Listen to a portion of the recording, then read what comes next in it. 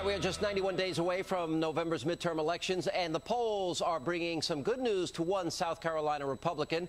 Once considered an outsider and an underdog, Nikki Haley is taking the political world by storm. Now, according to the latest Rasmussen poll, she now leads Democratic challenger Vincent Shaheen by a whopping 14 percentage points. And we are now joined by South Carolina Republican gubernatorial candidate Nikki Haley.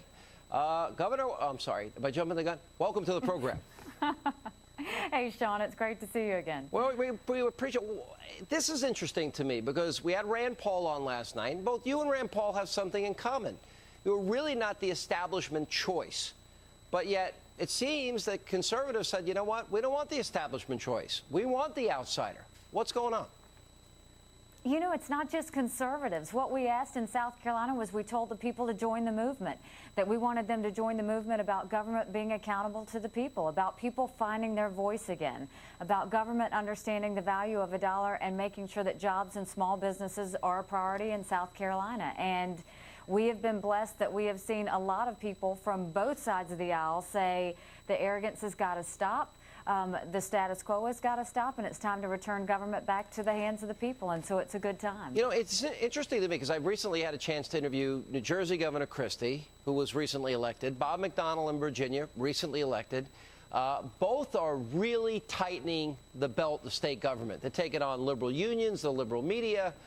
In the case of Bob McDonnell, he actually brought the budget back to 2006 spending levels and said, that's our budget, that's where we're staying.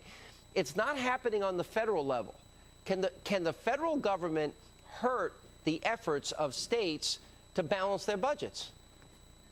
This is exciting, Sean, because what you are seeing is as people are losing more faith in Congress, they are turning to their governors for good policy and for fiscal responsibility, and the governors are stepping up. They are showing the fact that this is not government's money, it's the taxpayers' money, and we are going to spend it the way people do at home and in their businesses. And I applaud those governors. I'm going to continue to do the same thing for the people of South Carolina. It is time that we prioritize our state governments. We understand that we live within our means, and we are not going to let the federal government turn around and show us how to grow debt. We're actually going to show them how to be fiscally responsible. You know, I got to tell you, I'm listening to you, and this is the mantra I think the entire Republican Party ought to run on and nationalize these elections. And that is, okay, you got to read the bill before you vote on it. Simple transparency. I think, secondly, you can't spend money you don't have. I think they've got to tighten their belts.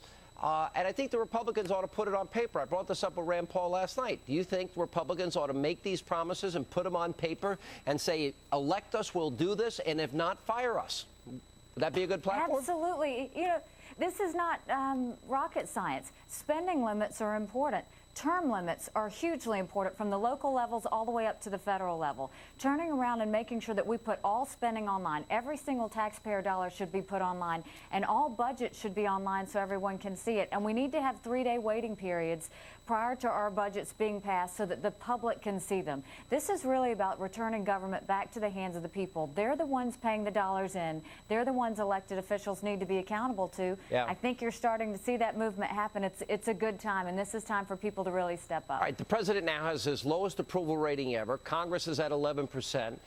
You have top Democrats in states like Georgia and Texas. When the president comes to town, they're running for the hills. They don't want to be anywhere near him. If the president shows up in South Carolina, does he help or hurt your opponent? You know, I don't think my opponent wants the president to come to South Carolina. I think that the unemployment situation was certainly not helped by any sort of stimulus packages.